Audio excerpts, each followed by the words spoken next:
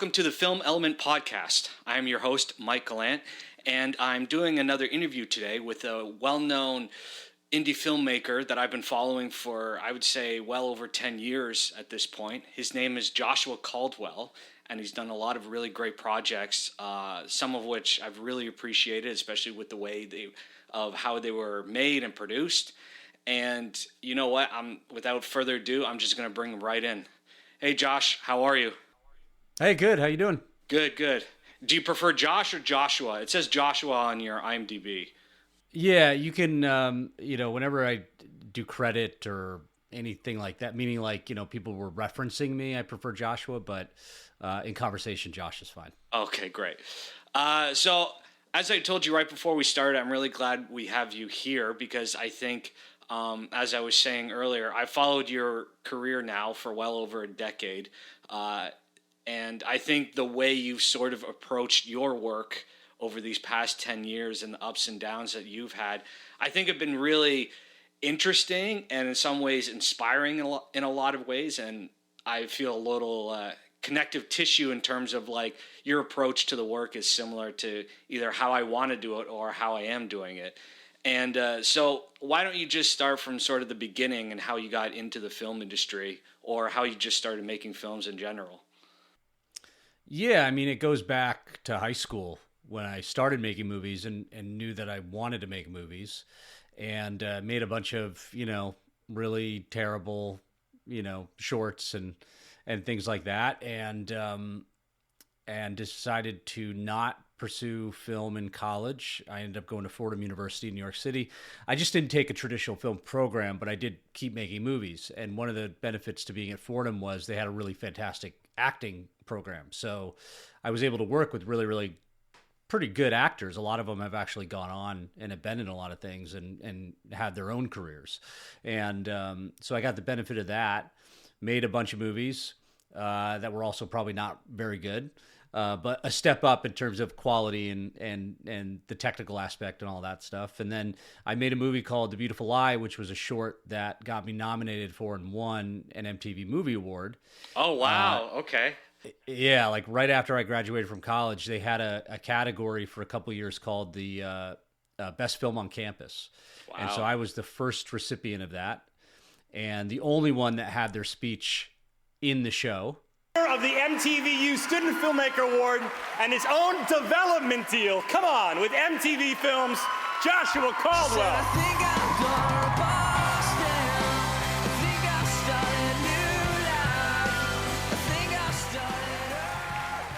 This is it's a little bizarre.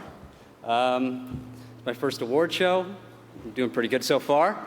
I got to thank my parents, Barry and Deborah, for always supporting me for going into this crazy business. And I think that students really have a voice and really have something to say. So thank you very much, and good night. Funny enough, the guy that won it, I think the year after me, is a director named Josh Greenbaum, who is pretty well known and just recently did the new Spaceballs 2 movie. So wow, okay. He's actually had a way better career so far than I have. But yeah, he was the guy that won it after me. But so do you mind if I just pause there for a second? So you made this in college that you won. Yes. And so was it self-funded? Like what year are we even talking here?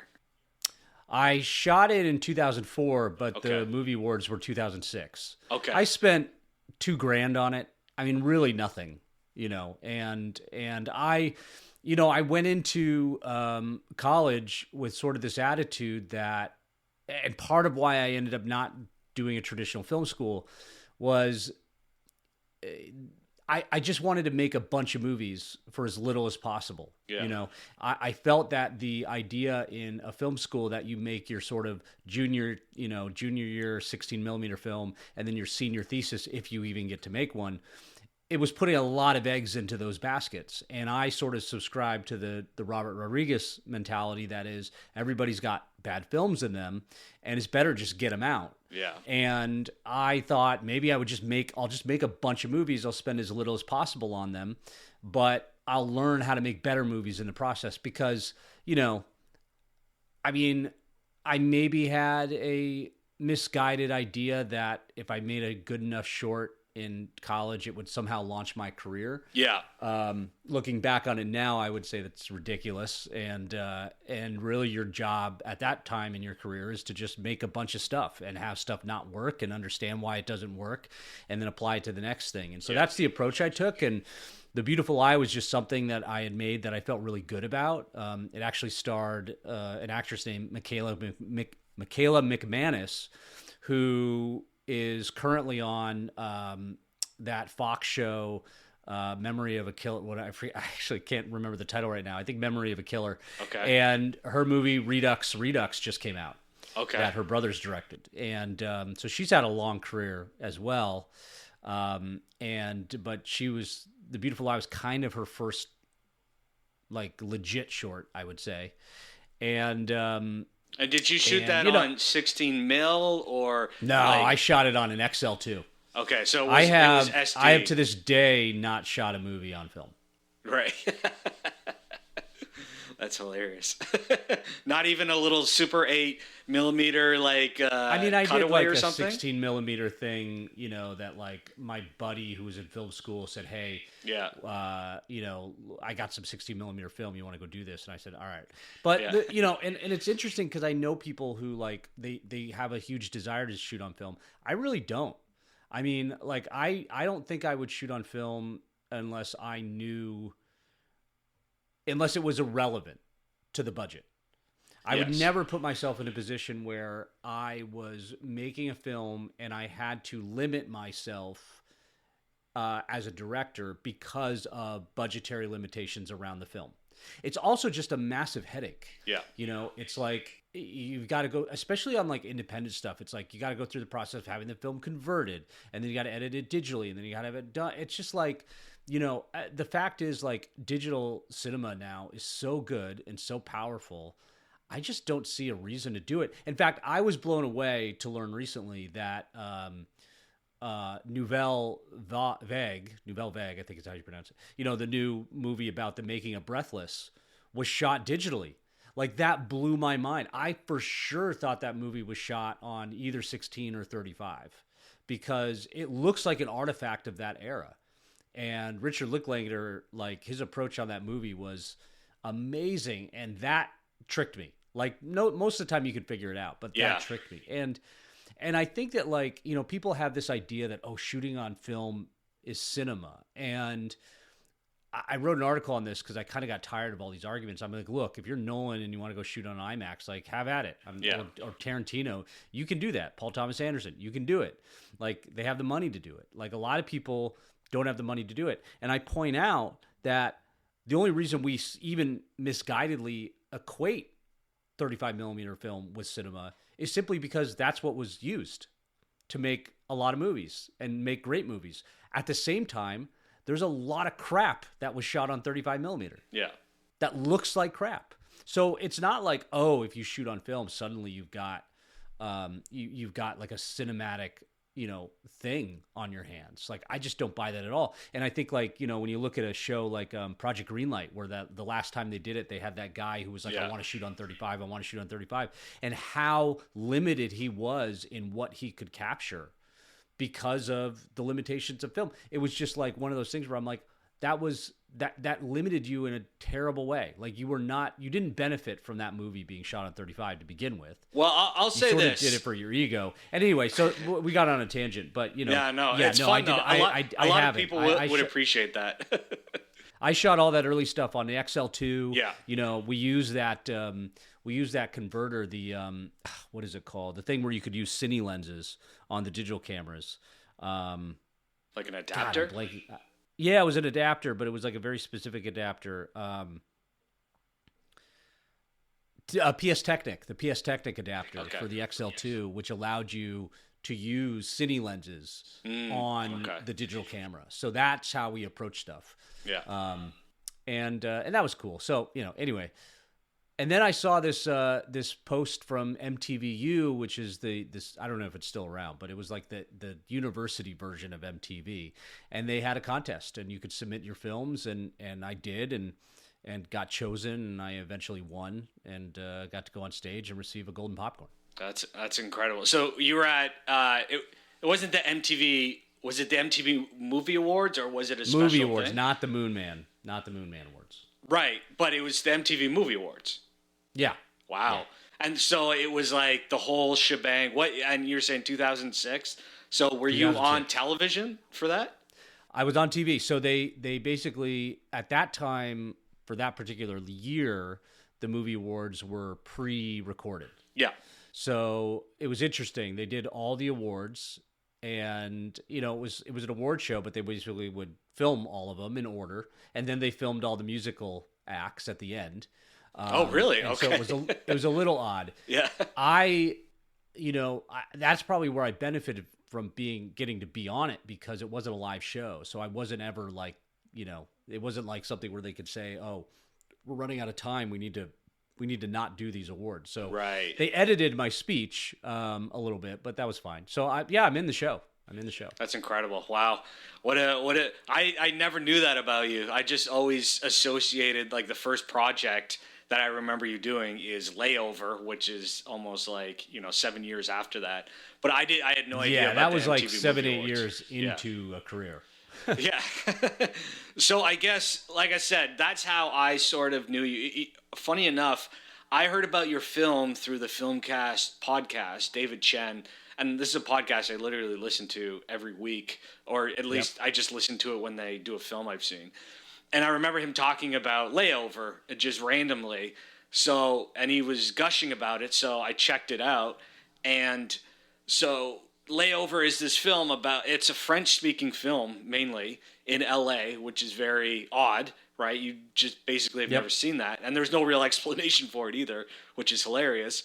And then, it's just this really great, small stakes, but very interesting character piece about this woman who has a layover in LA because I guess she's going back to Europe to meet up with her husband or boyfriend, I can't remember.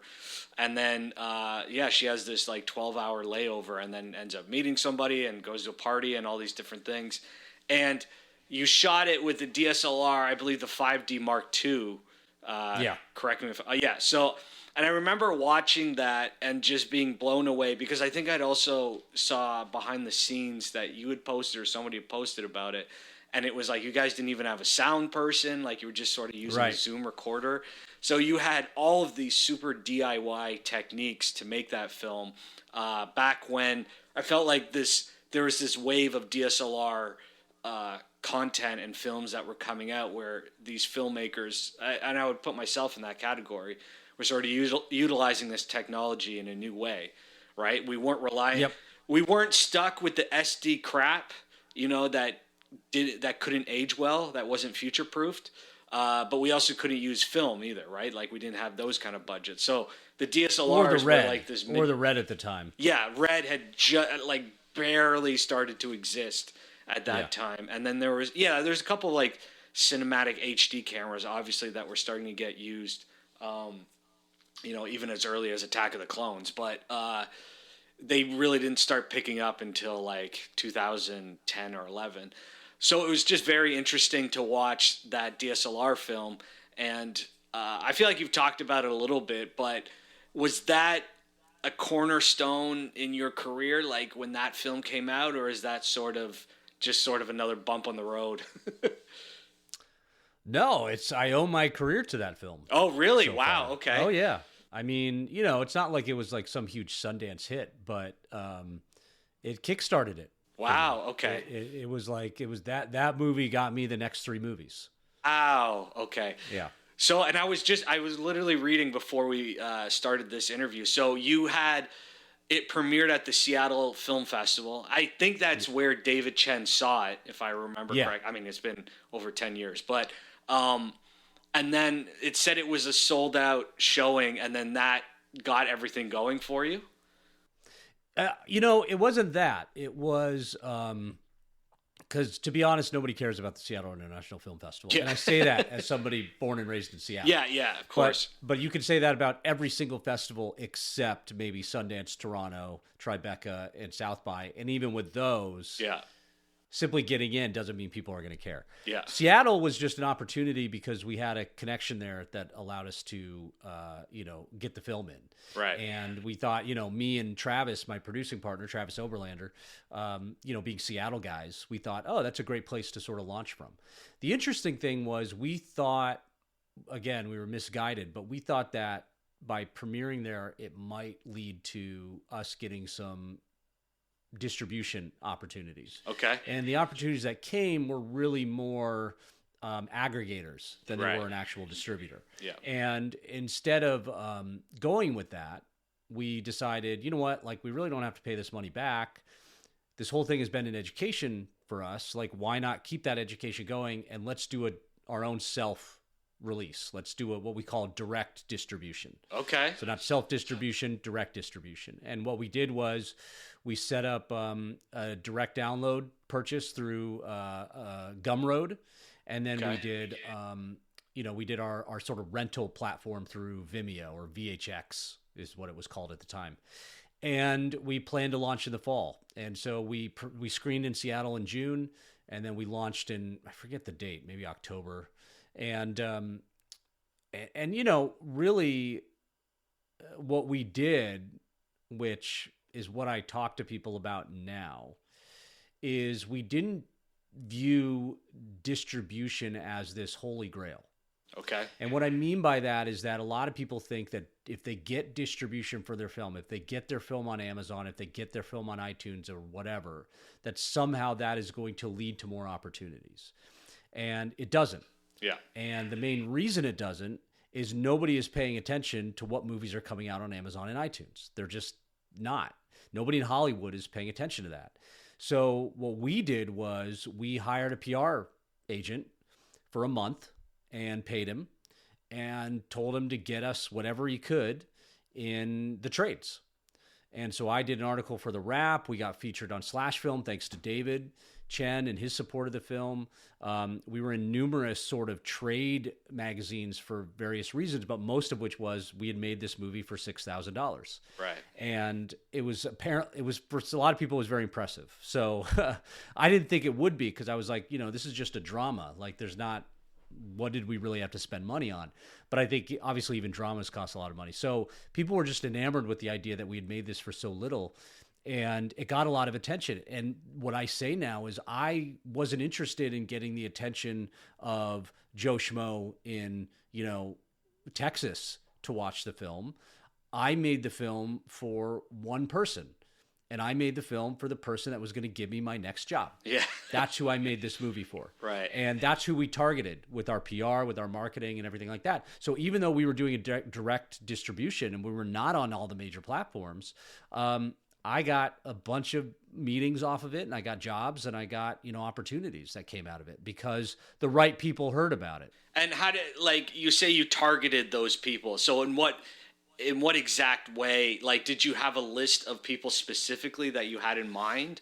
And you were living in LA at the time too, right? Yeah, I was living in LA. It wasn't anyone specific. It was more like, let's get this in front of in the trades that the people in Hollywood watch, that agents watch, that producers read, that agents read, that producers read. And then I also had a lot of connections because, again, I wasn't a filmmaker out of nowhere. I had spent 3-4 years working for Anthony Zeiker, the creator of CSI, and had met a lot of people and knew a lot of people. In fact, the job I got right after working for Anthony was with somebody that we had done a project with when I was there. But that guy was unaware of me as a director. And it wasn't until he saw Layover, because I emailed everybody I knew and said, hey, our movie's available. We'd love for you to check it out. He saw Layover and was blown away and called me in to pitch on this new project that he was doing, which ended up being a series for Hulu. And so, it was through sort of connections I had built and spent time building, but it was the work of Layover that ended up convincing people that I was somebody who could actually direct. Right. Wow, that's incredible. So, and then, the timeline of that is that after the Seattle International Film Festival is when you guys kicked into that PR, that month long of trades and all of that stuff, building up to your release in October, or did you guys kind of start it right before the release and overlap? No, we did it in the month. We did it in the month. We did it maybe 3 weeks before the release, and then a week after it was available. Oh, okay. But I really, I have a lot of opinions on that. The two mistakes we made, were, one, I wish that we had basically had the movie available to buy like the day after we screened in Seattle. Oh. Like I would have basically arranged for it to be released, but we were thinking, oh, we're going to get a distribution deal. I would have been like, screw that. Like, let's just release the movie ourselves, and we're going to do it the day after the release of the festival, like the premiere of the festival, because now you've got all this hype and build around the festival. Yeah. And you get that for free. You can carry that into, hey, you didn't get to see it at the festival, but it's available and you can buy it right now. And the second mistake we made is, I am a believer that when you are talking about a product, sort of a digital product, right? Like a movie's a digital product. It's something that people are going to buy and download. The worst thing you can presume is that people are going to remember to come buy your film when it's out. So like, if you've got Fast and the Furious or Mission Impossible and you want to build anticipation for a movie, doing a lead up sort of PR campaign, marketing campaign makes sense. You're building awareness. That doesn't really work for indie films, especially small indie films. Like, to me, the mistake we made was thinking, oh, let's do these 3 weeks of sort of preempting marketing and then the film will come out. Right. To me, an article going up on a trade that does not contain a link to buy that film immediately you've lost a sale, in my opinion. Interesting. Yeah. Like, I can't get any. This is a like, prove me wrong, like, unpopular opinion among people, and I've even had discussions. But like, to me, if you were trying to get people to buy your film and download it, and not like go to the theater, but like purchase your film, to do PR and to not have them be able to click a link immediately and buy the film is a loss.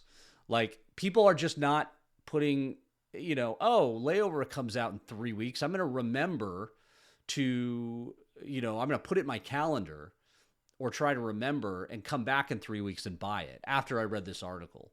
Right. So I think that we should have had the movie available, like do a quiet release, just have it up, and then angle, and then basically stage all of our marketing that includes, hey, you can buy it today. Right. Yeah, I mean, that's brilliant thinking. And it seems obvious, especially because, like you said, like, there's a film that came out, I know a lot of people that were associated with it. It actually came out theatrically for like a couple of weeks. It had this very, very limited release. They made it, they said they made it for $30,000. I think it ended up being $100, $200 by the end. But I knew about it for a long time, and they had talked about it for a long time. And I was hitting up people. I was like, where can I watch this? Where can I watch this? And they're like, not yet, not yet. And I actually think that built up actually helped me to want to see it more. But I think I'm also invested in a way that the average person reading or hearing about it wouldn't be. Because I think exactly what you said. It's like if I knew that you had a film coming out in 3 weeks and I read an article about it, I would still remember to be excited about it in 3 or 4 weeks, and I would hit it up. But what you want is the average guy who doesn't have time to check back in a month, right? Like, you want him to be like, oh, okay, yeah, I'll check it out right now. And well, that's the thing too, is like, you are the exception. You're not the rule. Yeah. And people make the mistake of thinking the exception is the rule. Yeah. And it's not the case. I mean, we can get into a whole thing about like just the problem is you can't take the outlier and presume that to be typical behavior, because it's not typical behavior. Like, you have to look at the behavior of your audience, like, and the fact is, like, how do people read the internet? They read quickly and they forget. Our attention spans are so small and so short that, like, people are not going to remember some random indie film that they were like, oh, that sounds interesting. Yeah. They're just not going to clock it, because also that was your one shot. Like, if you're Mission Impossible, you've got the trailer release, the second trailer, you've got the Super Bowl spot, you've got the posters, you've got the you know what I mean? Like, they have the ability to blanket the airwaves and really do a generalized marketing campaign, so that, when you go to the theater, you go, oh yeah, like, Mission Impossible is out. It's toothpaste. It's brand marketing is what they're doing. And you don't have that ability. You want to be doing direct marketing. And if you're doing direct marketing and saying, hey, in 3 weeks you can buy this, you're wasting money. Yeah. I think. No, I think that's really smart. I think you're dead on. At least at our level, like you're saying, right. Once you get That's to a what I'm certain saying. level Like, with certain stars and talent, and maybe Blair Witch was able to convince a lot of people, mainly because they thought it was real. Yeah, but that's like 25 years ago. Yeah, that's true. It's not, you know, especially post-COVID. Yeah. People just don't go to the theater. Why? I mean, they complain about all the kind of content that's on Netflix, like, oh, there's too much. But like you have another choice to go to the Cineplex, and you're not doing it. Like people, people just, the behavior has changed. So you can't point to 25-year-old examples and say, well, they did that. It's like, okay, but that was like a completely different time. There was no ability to watch a movie until it came out on DVD. So people felt, oh, I'm compelled to go see it now because I don't want to miss out. Yeah. Now everybody goes, I don't know if it's really worth seeing in the theater, and I don't really care if I miss out. So I'm just gonna wait, you know, till it comes out on Netflix. They don't even wait for it to come out on iTunes. They just wait for it to come out on Netflix or Disney Plus or like whatever that is. Unless it's something they really want to see, but the problem is stuff just isn't coming out enough that people just want to see. It doesn't feel like. I mean, I'm older. You're older, right? It's like 20 years ago, there were so many things I just wanted to see. Like, I couldn't wait until whatever day arrived and I could go see that. Right. And then I don't know why, but I haven't felt that in a very, very, very long time. I think maybe I felt that with one battle after another. And I love that movie, but I didn't even love it as much as I was hoping I was going to. Right. But those moments are so few and far between now, which is, it's depressing. And I don't know if it's me, I don't know if it's them, or if it's both. Well, let's be real. The moments when they're happening are not for some random indie film. Yeah. From Joe Schmo, which is what we're talking about. You know, they're even with movies like One Battle or, like Oppenheimer. Or, I mean, Nolan's sort of an entity unto himself. Yeah. But like, but really it's like, it's one of those things where you are aware of it because you've been bombarded by marketing. Yeah. That's the way they get you, is they put it everywhere. So you start to create, as just an indie filmmaker, with the release, we don't have that ability. We don't have that money to blanket. And I'll tell you, like, it really requires a lot, like on Mending the Line, we had a trailer that played in front of movies at the theater. We were told, oh, that's the best audience to have because they're already moviegoers. So they're going to like see your trailer and they're going to want to go see it. And then we put a lot of stuff into like fly fishing, magazines and fly fishing groups and online. We blanketed the fly fishing world. Right. And then even the veteran world as well. We were out in 400 theaters and nobody went and saw the movie. They just didn't go because there are people today, there are fly fishermen who like I talked to and they didn't know the film existed. So it's just not as simple as like even getting to an audience, even having a movie that can attract an audience, right? A very niche specific audience. Like there's one movie that's about fly fishing, which is A River Runs Through It. So we were the second. So we're like, okay, like maybe people will really grab onto this. But even then, now when it went to Netflix and it was suddenly free, right? I'm putting air quotes up, like within the context of your subscription. Yeah, that's fine. Well, then we were the number one movie, on Netflix for a week. Wow. Okay. And have 12 million views.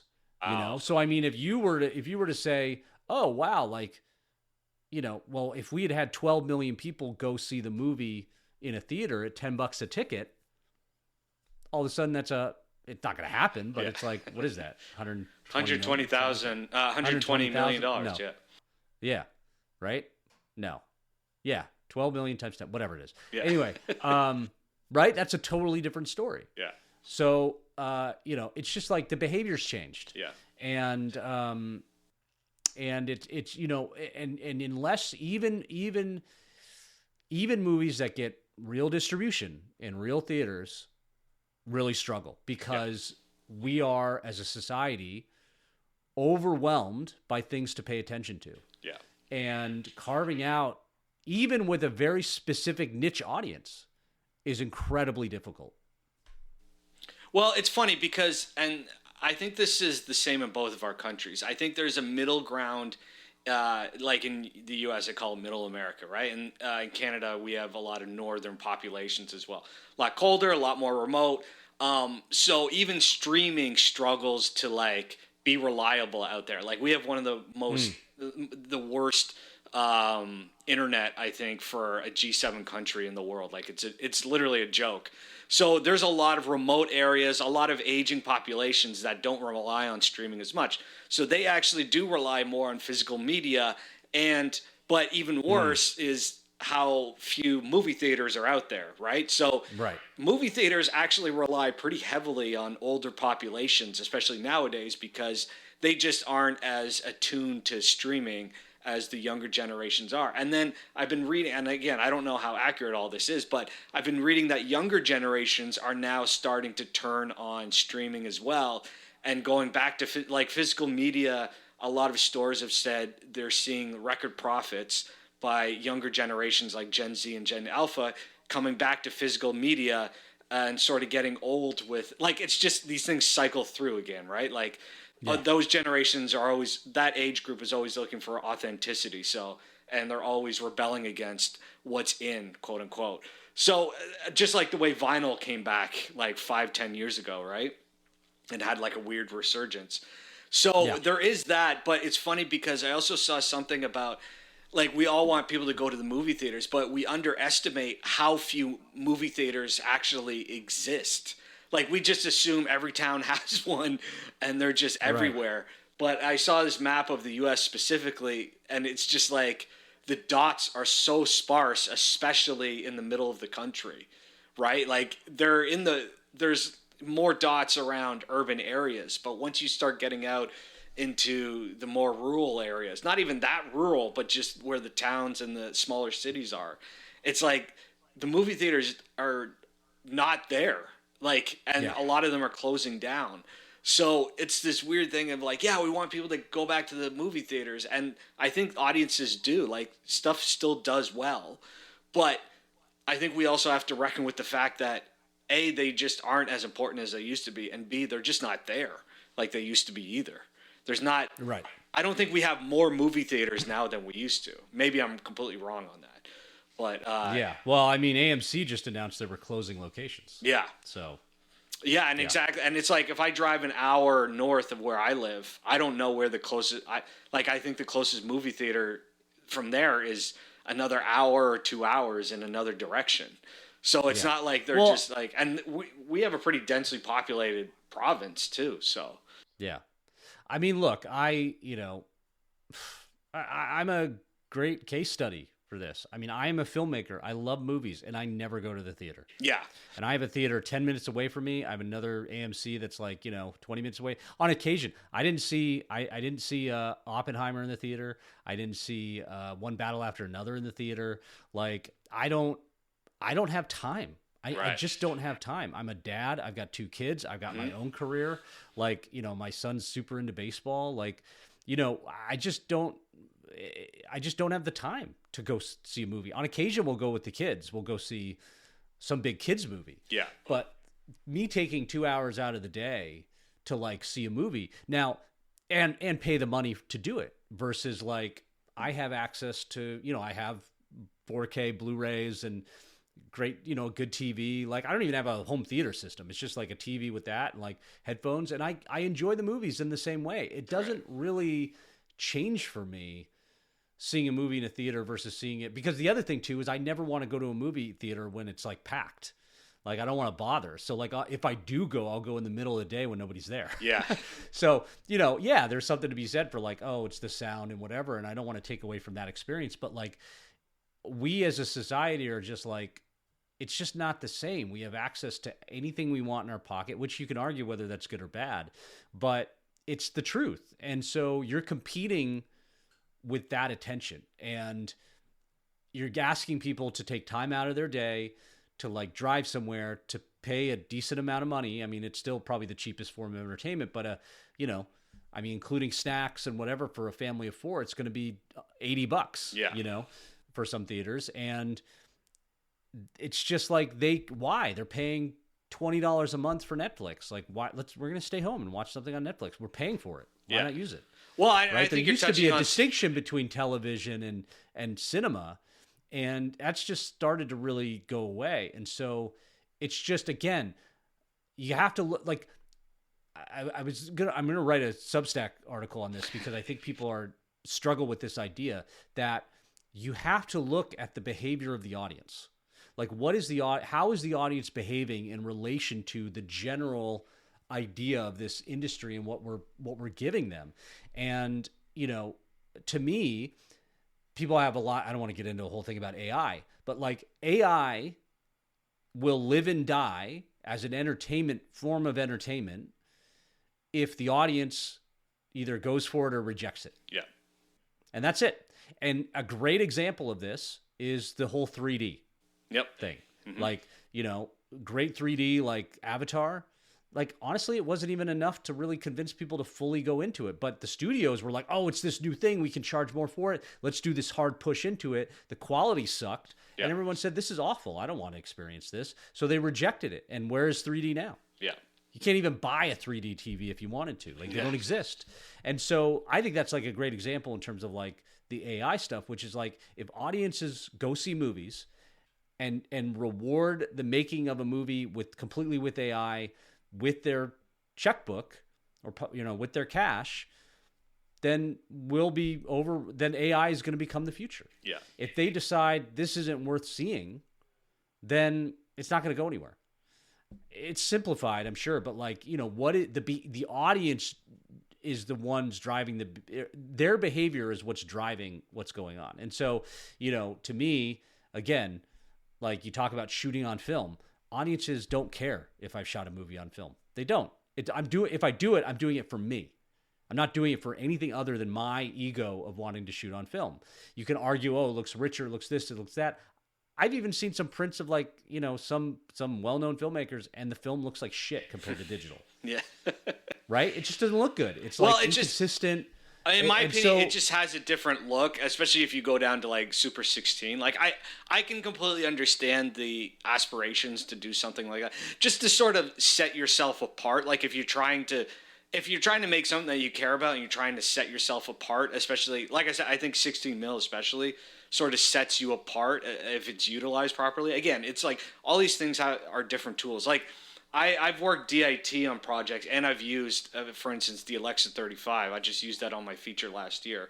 And that process, even though it's digital, the amount of work you have to do just to back it up and then use it, it's not, like, there's a perception that it's the same as a DSLR, just plug it in and you're good.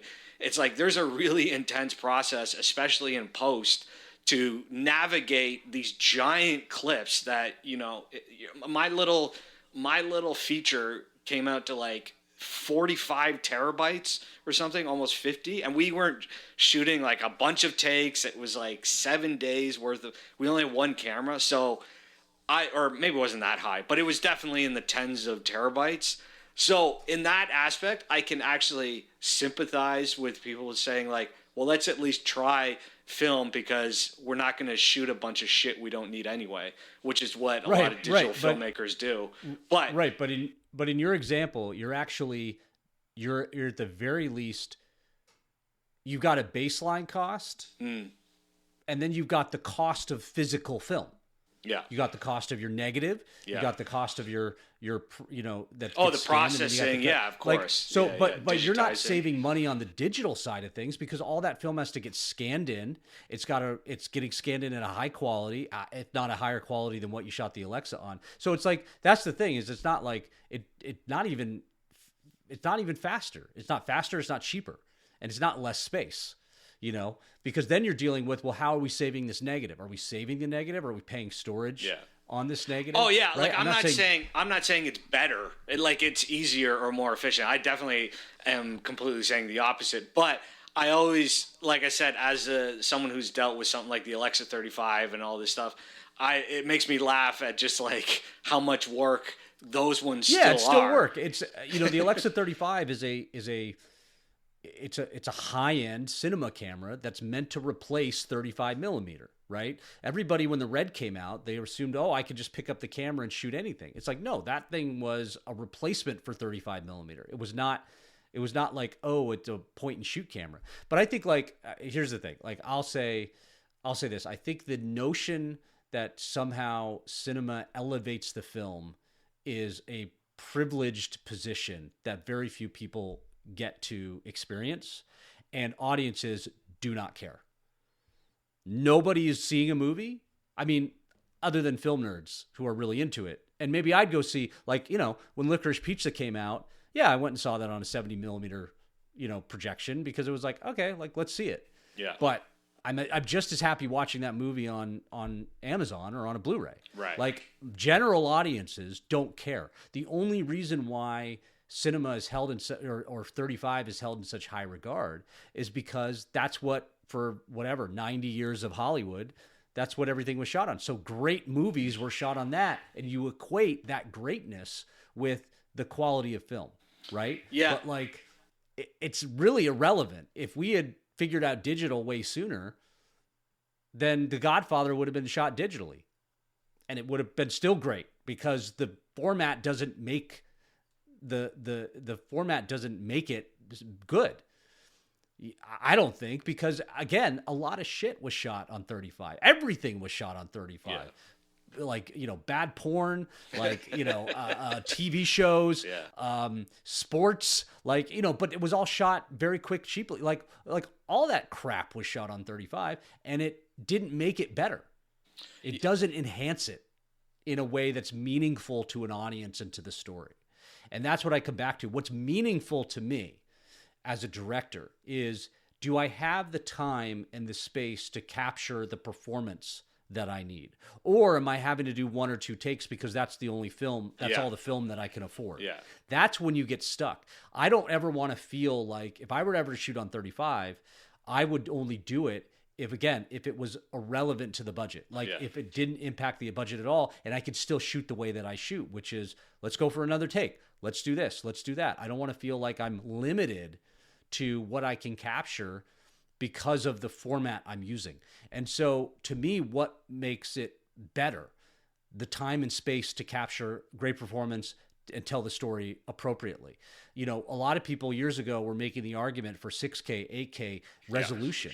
And I was saying, I think resolution is irrelevant. I don't think resolution helps you. I think it actually hurts you, because now you've got these enormous file sizes that you have to deal with. What does help you?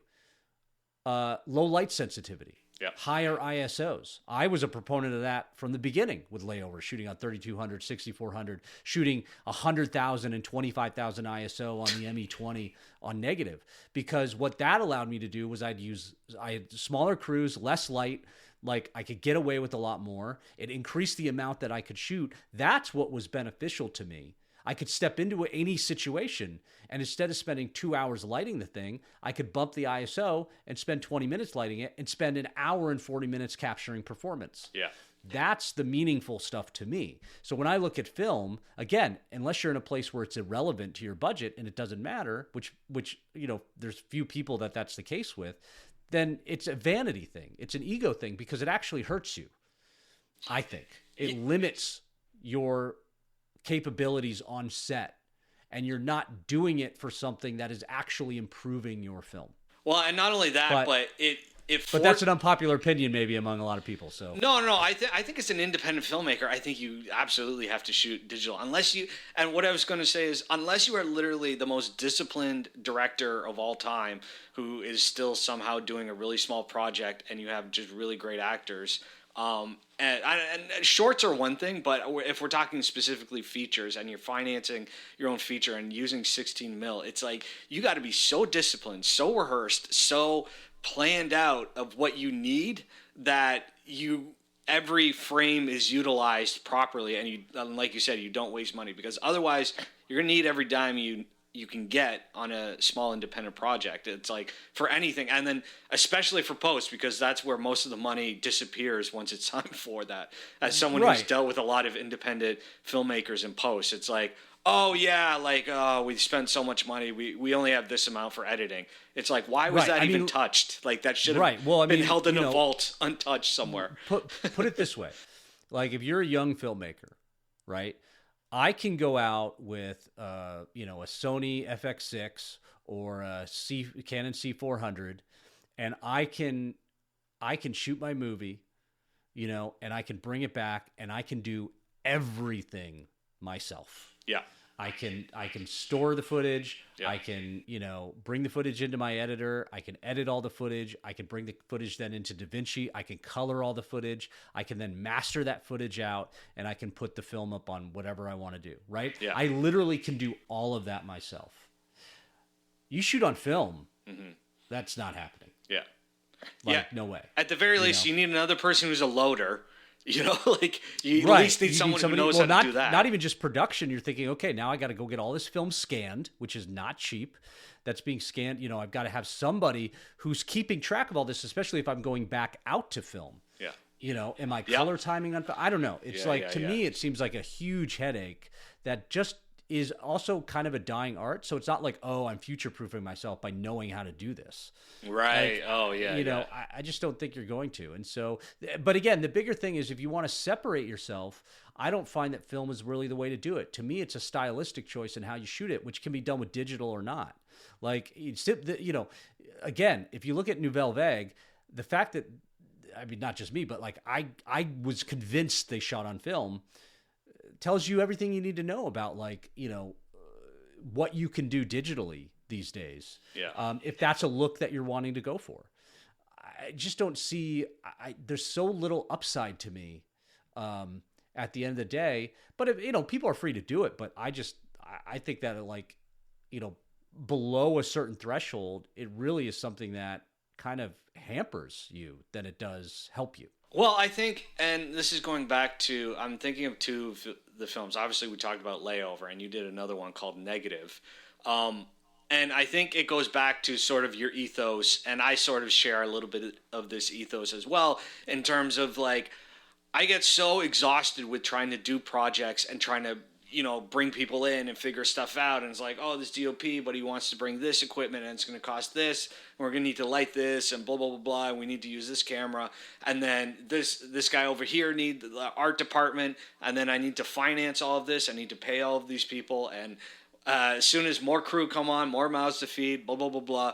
Whereas, like, I got to the point, and this happens every couple of years, where I'm just like, all right, screw it all. I just want to go and do it myself. A, because I know how to, and B, I have an EVA-1 camera at the very least, so I can go out and do that. And I've seen the footage. Like, I know how decent it holds up to most other stuff out there. Is it better? Probably not, but is it close enough? In my opinion, yes, to get what I need, especially if it has a good color grade to it, right, afterwards.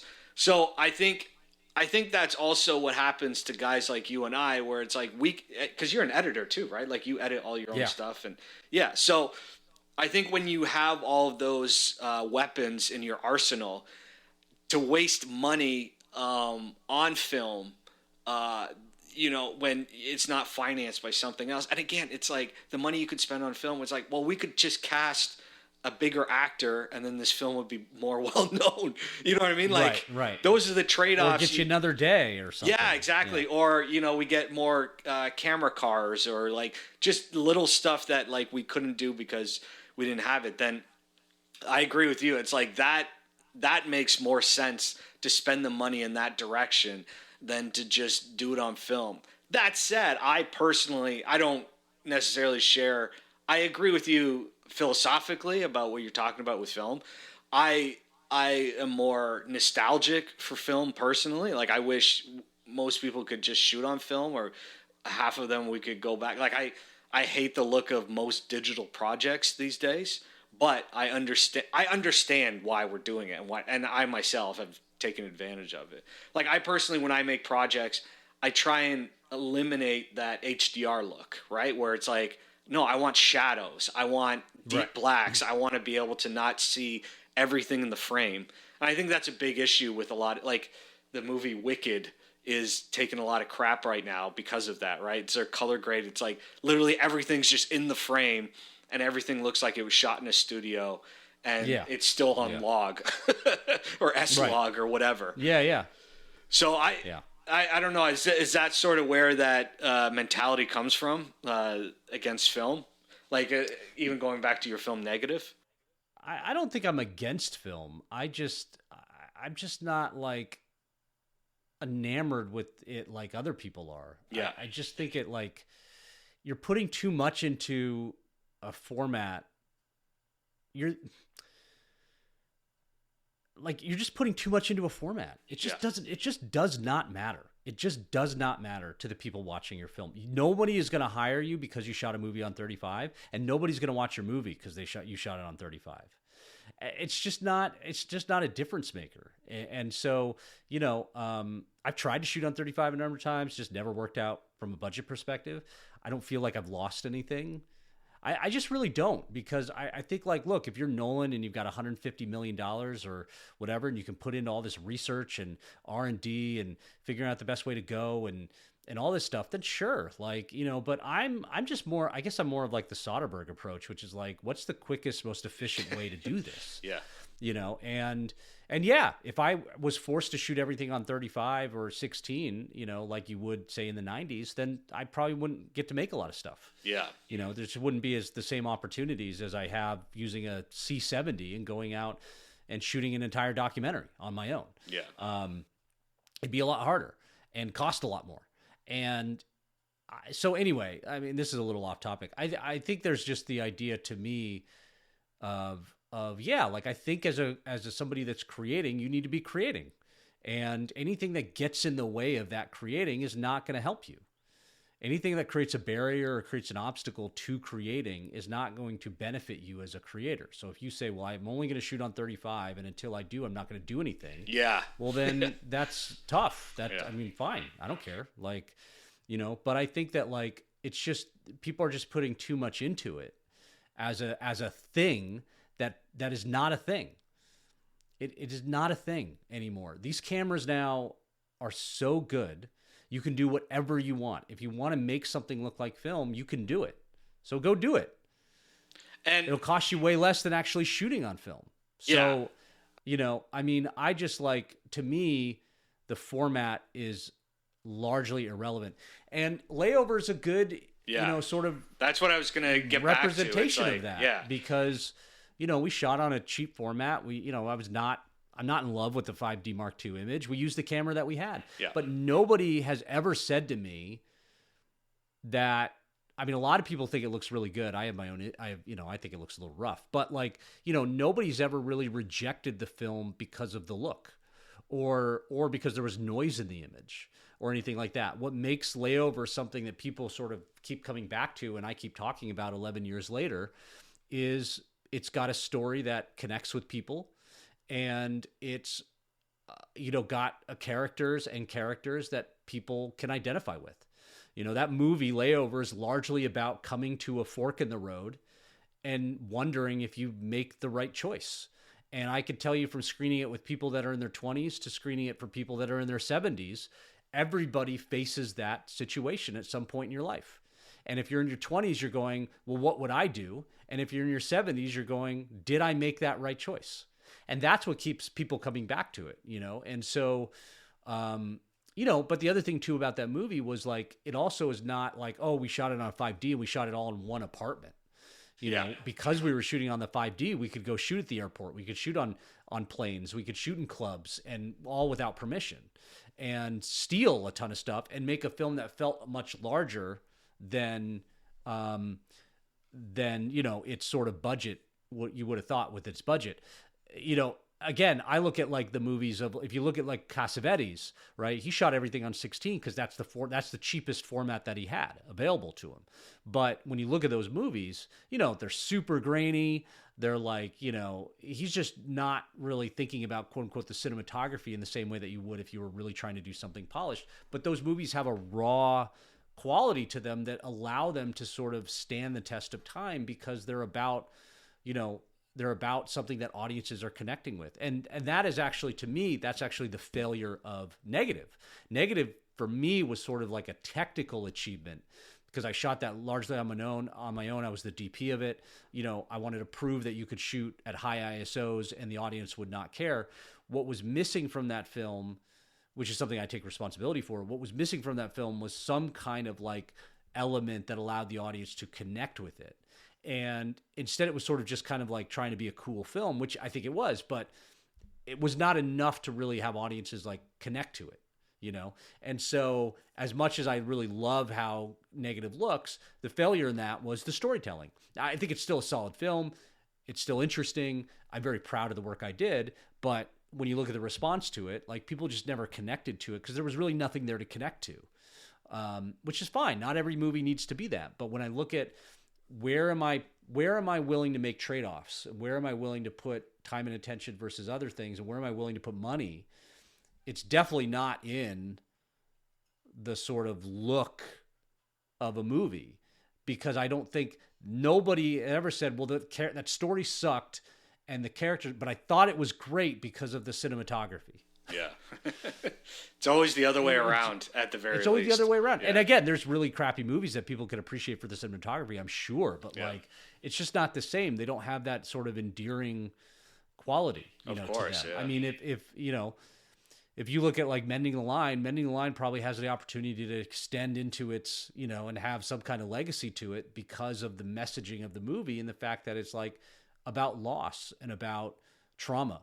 And we will always be going through loss and trauma, you know, whereas like in Negative, nobody's really ever going to be caught up in a spy thriller. So it's just hard for people to really connect to it. But Layover is just one of those movies where I think I just happen to, and again, I say this at not being, you know, it wasn't some like massive breakout hit, but like those that see it do really connect to it. And a lot of it just comes down to, I kind of was able to capture this millennial angst of being unsure about who I am and what I want to be. And that just sort of spoke to people, which is sort of a surprise to me, because I was sort of going like, I'm just going to write this thing and put this story in and bring in some autobiographical elements and kind of tell something that's very personal to me. And of course, that's the stuff that ends up really connecting with people. Yeah. Well, I think too, Layover just hit a zeitgeist moment too. It's like those sort of like low stakes hangout, like romantic indies, I think I've always sort of do well when they're done well. And I think that's, as if you do it right, it works. Like even like I went and made my film Duchess of Cancun because of Layover. Like I saw Layover and I was like, okay, like you can do it at the smallest scale possible. Spend as little, like I paid attention to a lot what was going on, of the behind the scenes of that. So I had heard you made it for $6,000. So I sort of had that mentality. It's like, okay, well, what if I did it something similar, but just in Mexico? So there's elements of Duchess that have that Layover, hangout, like low stakes, sort of romantic feel to it. And I think, and Duchess, again, wasn't some breakout hit for me either. Probably not even close to how Layover was for you.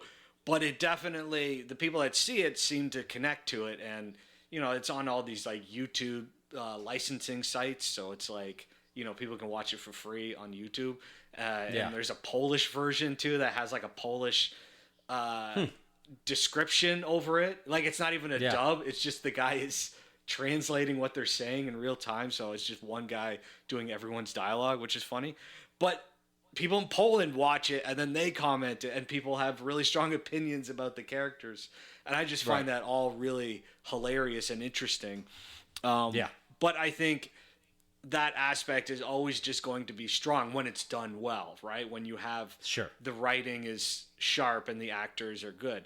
And I thought Negative, again, was a sharply made. And again, Negative inspired me too because of exactly what you said. I know that you had shot it yourself on a, what was it, C300 or 500? C100, most of it was shot on the C100, So it was at least 4K though, right? Or was it? No, it's a 1080p.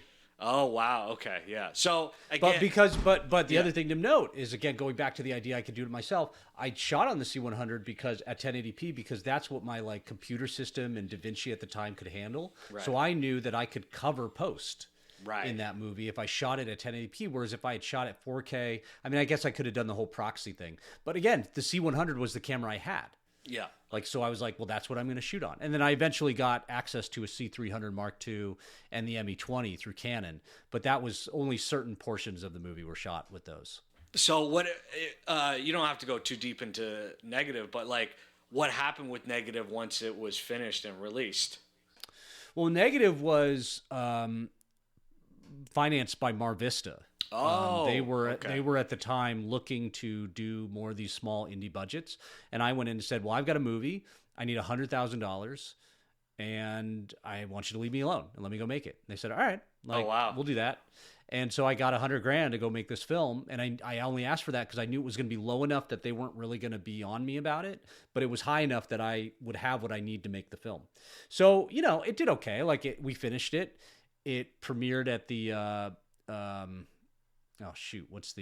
premiered at the Newport Film Festival, which was kind of cool. And then it came out, and I mean, it didn't, I don't know how well it did, but part of doing Negative was I wanted to prove that I could do action. Yeah. Right. So like, and shootouts and all that kind of stuff. So like it did. And then that allowed me to make, and that allowed me when the time came time to do Infamous, it allowed me to say, yeah, I can do action. I'm capable of it on a low budget. Oh my God. I can't believe we haven't talked about Infamous yet. Yeah.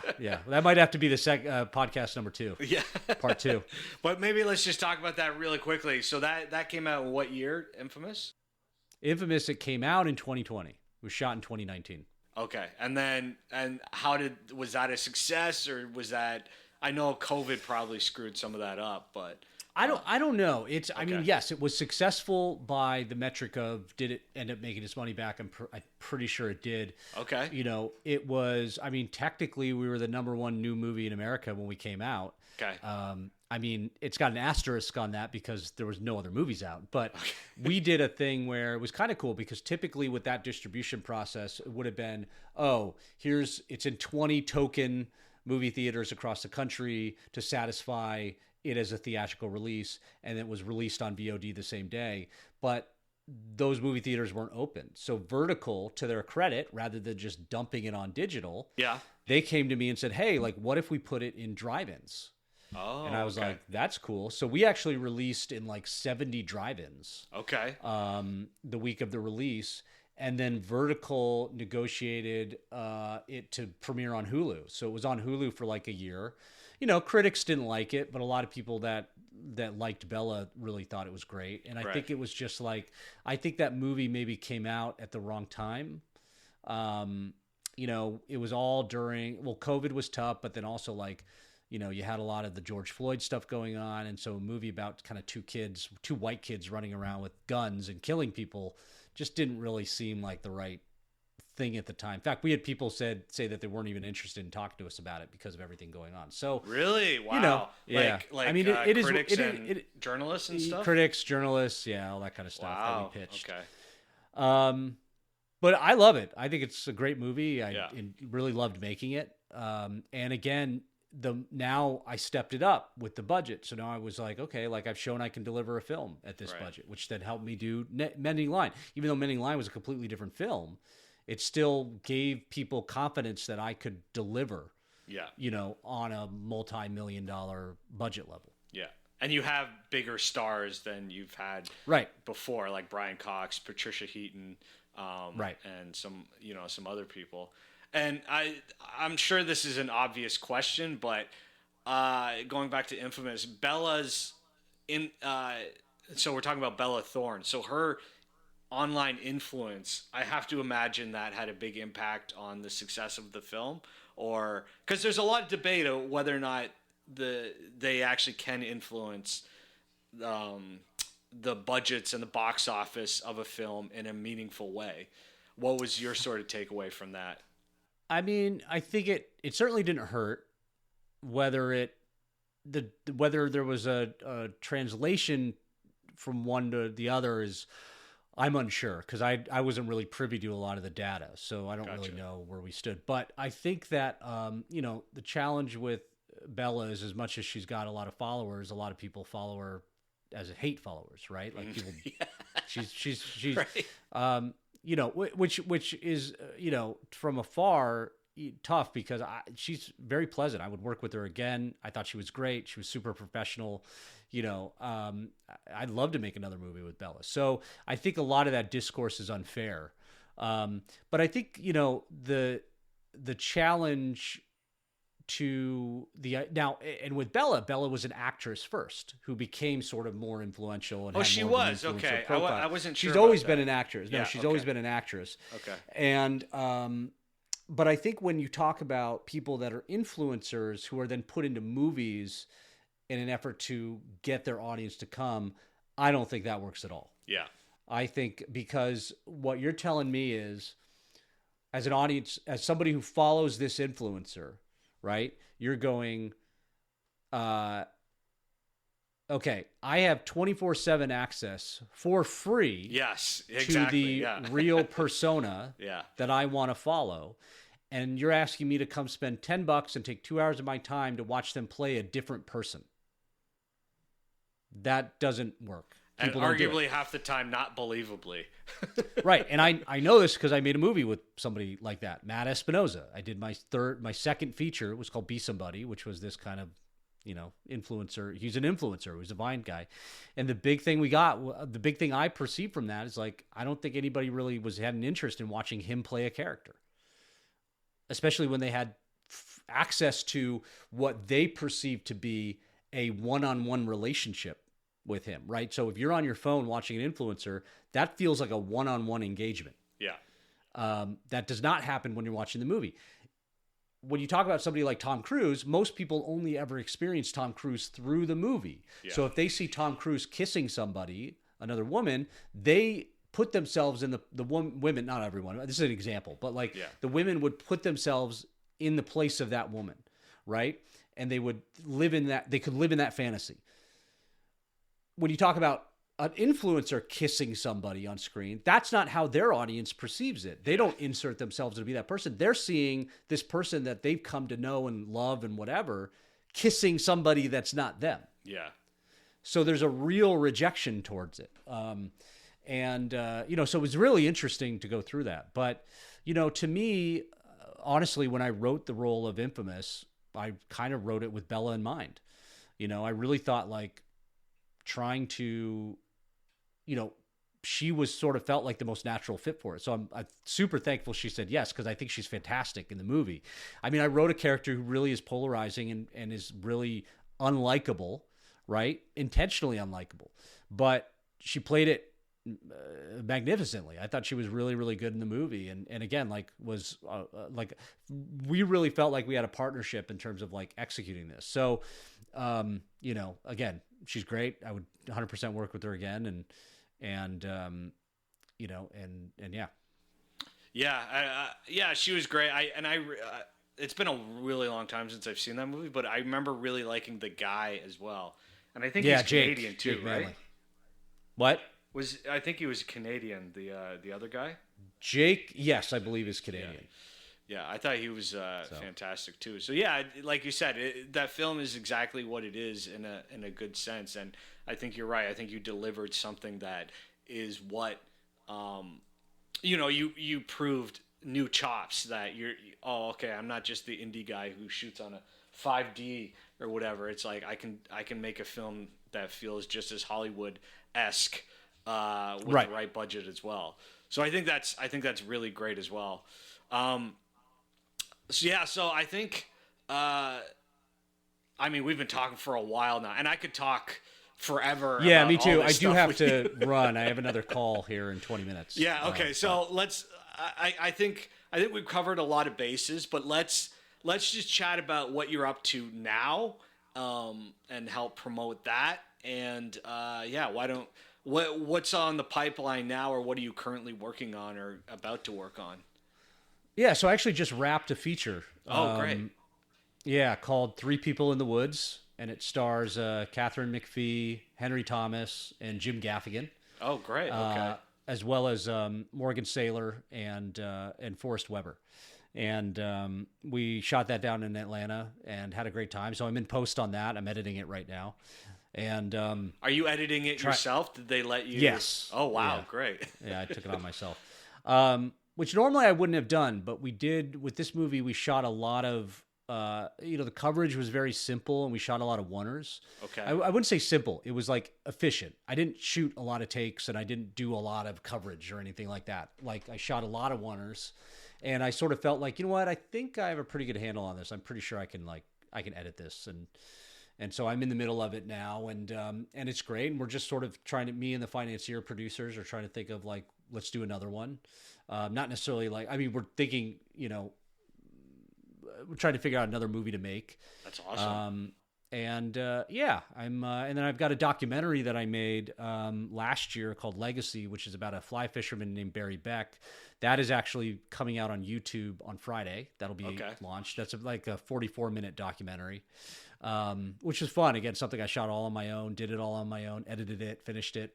And that was on Outdoor March Channel 6th? back in the fall. March 6th, yeah. Yeah, okay. And then Three People, we don't know where it's going to land yet. We're doing pre-sales and all that stuff, and I've got to finish it up, probably in the next couple months. And Three People, is it a drama, action? It's like a horror thriller. Oh, great. Okay. Yeah. Wow, It's that's really great. Cool. Very different for me. But I've been looking to do a horror. Yeah, you sort of or something more in that spread space. the gamut, don't you, in a lot of different genres?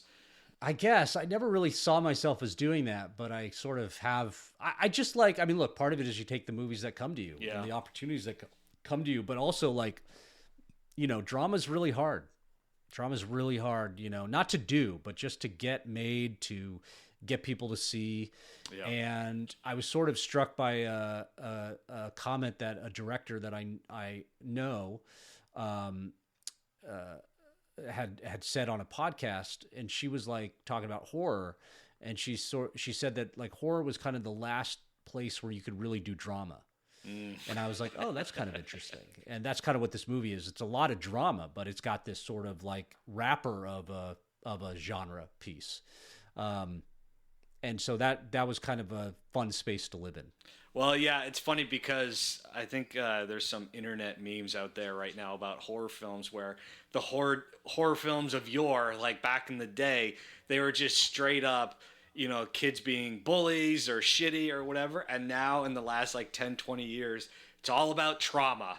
The main character has trauma. They're dealing with their trauma. Like, exactly. It's sort of wrapped around, it's these little Sundance movies with like really intense personal stuff, but then there's all this like horror wrapped around it. I know that because I've edited a few horror features, and they've had trauma as well. So I've noticed that trend in the last like 10, 15 years.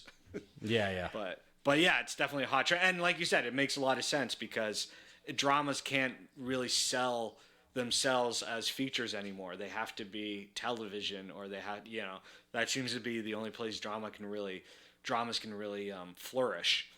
Yeah. So for sure. It makes a lot of sense to make use of the horror genre, which is just exploding on every metric right now. So that's fantastic. Yeah. Thank you. But yeah, okay. Well, man, like we talked over twice as long as I expected. So, but I'm not surprised because I think there was a lot of great stuff to talk about, and I think there's a lot of information that a lot of people can take back. And like I said, I could talk about distribution all day, every day. And I think the stuff you've brought up and sort of your approach, especially with Layover, is really informative and really inspiring because a lot of people can, take lessons from that and even try and avoid the mistakes that you admitted that you made as well, right? Even though you did very well. I think day-to-day sales and releases, and after, a big premiere, I think that's a smart idea, and including links and, your press is a really smart idea as well. So, but yeah, I really appreciate you talking to me, and I'm sure we'll talk again in the future. But this has been great. Anytime.